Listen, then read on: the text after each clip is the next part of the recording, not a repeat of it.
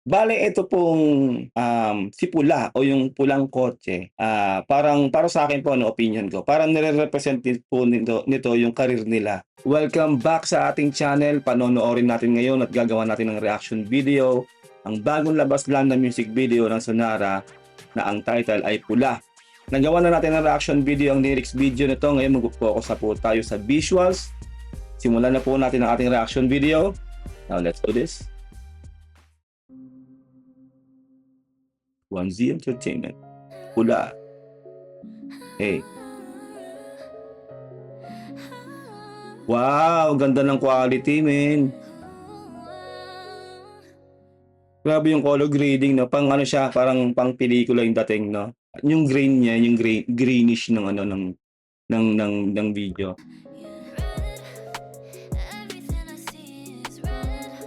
Eh. Hmm. Ah.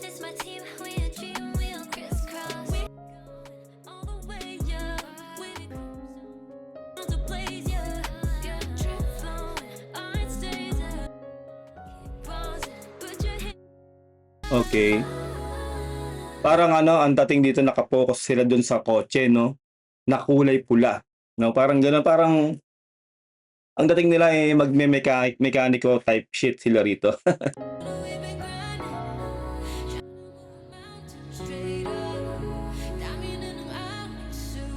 Mhm.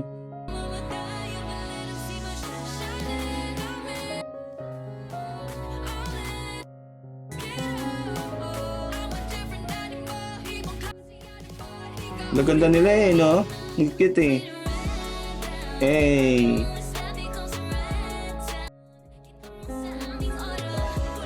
Okay. So, 'di ba, kumbaga nakatambak 'tong si Pula, 'no? Pula yung pangalan ng kotse, 'di ba? Tapos talagang agiw-agiw na siya, kumbaga lilinisin nila 'yan at siguro kukumpunihin nila o aayusin nila si Pula, 'yan yung kotse.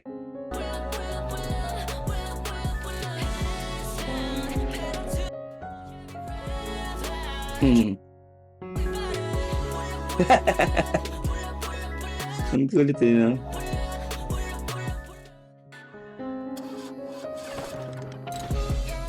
Ayun, ayaw gumana, umusok na.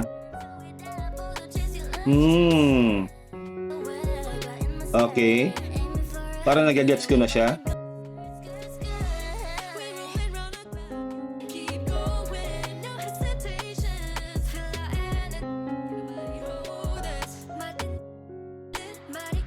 Grabe yung quality ng video, 'no? Napakatindi.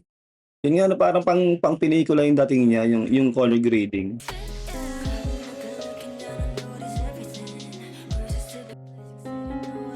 Yan, gagawin niya na.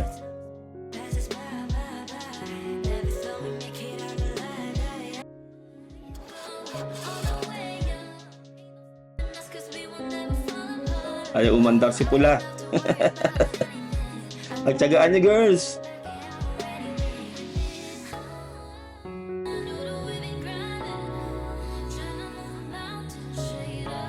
Yun, lagyan mo yung gasolina. Bawal ang gas.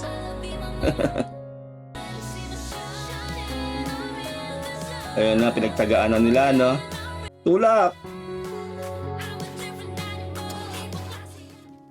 Yun, nice!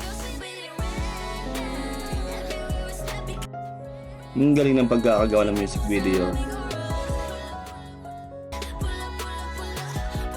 Okay, parang na-gets ko na 'tong music video na 'to. Ito po yung interpretation ko dito sa ano 'no, sa music video nila na 'to.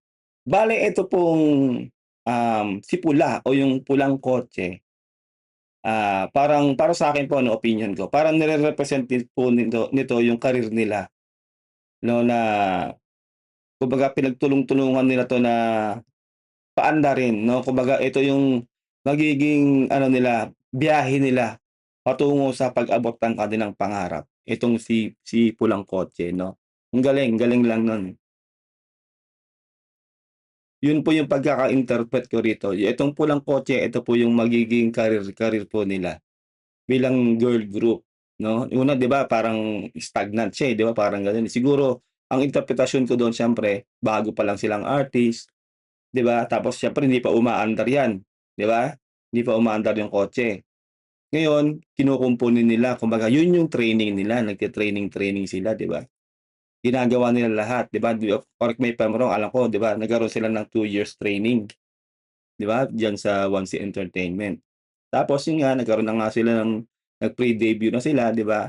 Yun na, kinukumpuni na nila yon hanggang sa nilagyan na nila ng gas, naayos na nila, ayun na, aandar na sila ngayon. Na ngayon, 'di ba, umaandar at umaalagwa na po ngayon ang Sonara, 'di ba, bilang girl group. Yun po ang interpretasyon ko. Bale po itong kotse na 'to, ito po yung magdadala sa kanila kung saan nila gustong pumunta. Kumbaga, ito yung kasama nila sa magiging journey nila papunta doon sa kanilang, gustong puntahan na career, 'di ba? Na yung sa tagumpay, kumbaga yan yung sasakyan nila, yan yung magiging biyahe nila papunta dun, sa tugatog. Parang gano'n po yung pagka-interpret ko po dito sa music video po na 'to. Bale ito po yung ano, magiging magsisilbing driving force 'no, para marating nila yung pangarap nila.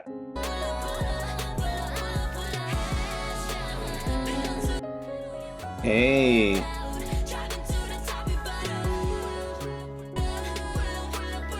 ganda ng music video. Wow!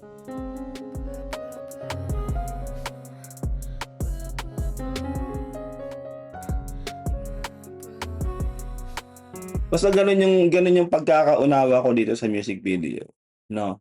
Kumbaga, malaki yung connection nung kotse na 'to sa career nila, 'no, gano'n. Gano'n yung pagkakaunawa ko. Kasi kung iisipin niyo 'di ba, ang tagal talaga nila bago lumabas, eh.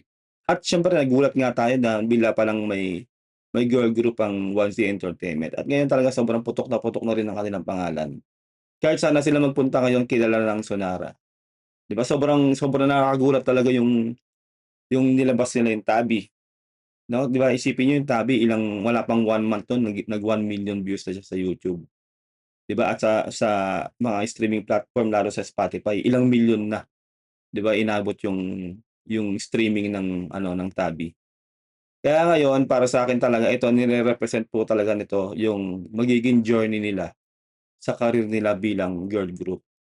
Itong pulang kotse na 'to, na kumbaga kung yun po yun, kung nasa pool natin ay sobrang clever po nun 'no, sobrang clever 'no ng 1C Entertainment o yung nag-isip ng idea na yon na yung kotse na yan yung parang magiging journey nila patungo doon sa gusto nilang abutin bilang girl group.